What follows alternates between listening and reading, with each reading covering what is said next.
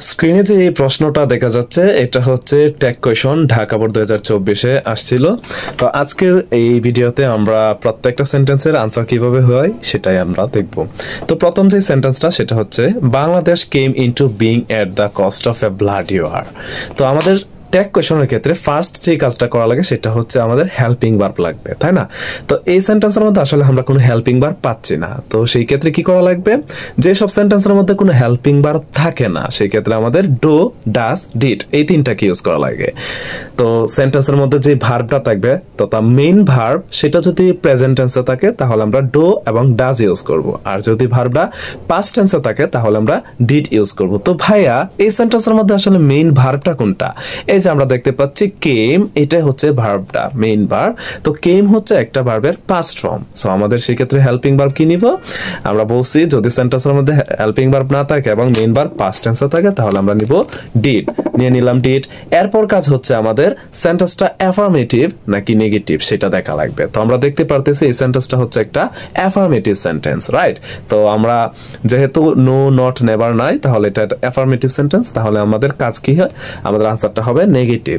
Tag কোয়েশনের ক্ষেত্রে প্রশ্নটা যদি অ্যাফার্মেটিভ হয় আনসারটা হবে নেগেটিভ।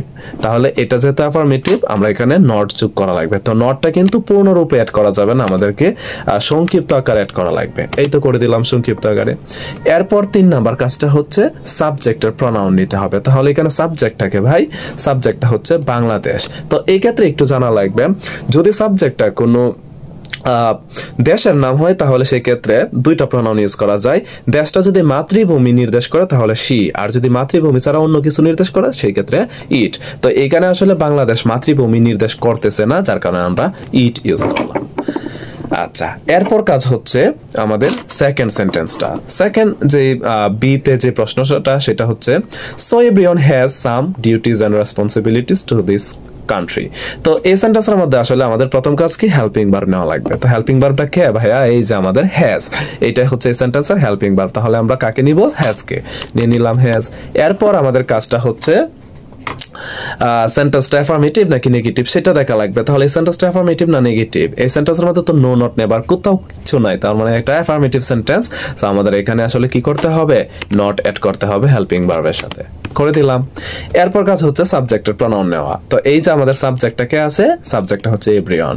তো মনে রাখবা অন বা বডি যুক্ত, like everyone, everybody, no one, nobody, এই ধরনের সাবজেক্ট যদি থাকে এদের ক্ষেত্রে সবসময় প্রনাউন হবে দেই। তো সেই ক্ষেত্রে এভরিওয়ানের প্রনাউন হচ্ছে দে। আচ্ছা, তাহলে আমাদের বি কমপ্লিট। এখন সি তে কি বলছে? বলছে as a citizen of this country we can hardly forget our duties. তাহলে এই সেন্টেন্সের মধ্যে আসলে দুইটা অংশ আছে, একটা হচ্ছে as a citizen of this country আর একটা হচ্ছে উই থেকে ডিউটিস পর্যন্ত। এখানে আমাদের একটু আসলে বোঝা লাগবে কোনটা হচ্ছে মেইন ক্লোজ আর কোনটা হচ্ছে সাবঅর্ডিনেট ক্লোজ। দেখো মেইন সেন্টেন্সটা আসলে ওইটা না, এটা আসলে মেইন সেন্টেন্স না। দেখো এটার মধ্যে সাবজেক্ট আছে এবং ভার্ব আছে, সুতরাং এটা হচ্ছে মেইন সেন্টেন্স। তাহলে এখান থেকে আমাদের হেল্পিং ভার্বটা নেওয়া লাগবে। তাহলে হেল্পিং ভার্বটা কোনটা আছে? ক্যান। তাহলে আমরা এখানে নিয়ে নিলাম ক্যান।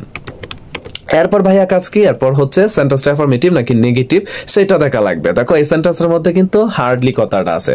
তো হার্ডলি হচ্ছে একটা নেগেটিভ ওয়ার্ড, এটা আমরা সবাই জানি। তো হার্ডলি যেহেতু আছে আমরা নট অ্যাড করব না।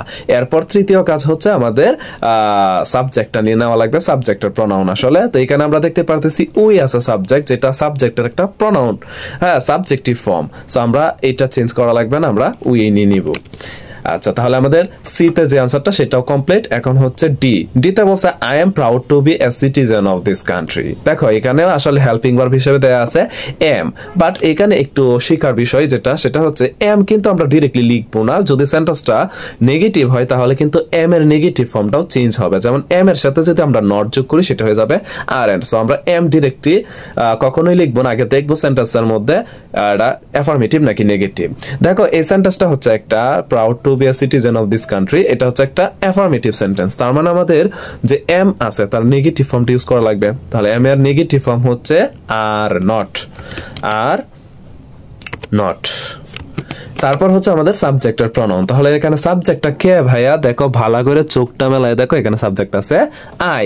যদি সাবজেক্ট হিসেবে আই থাকে তাহলে সেটা তো আর চেঞ্জ করার প্রয়োজন নয়, কারণ আই হচ্ছে একটা সাবজেক্টিভ প্রনাউন। এরপর ইতে যেটা আছে সেটা হচ্ছে let us work together to build up our country. দেখো ভাইয়া এই জায়গাটার মধ্যে একদম সুন্দর করে দেখো লেখা আছে লেট আস।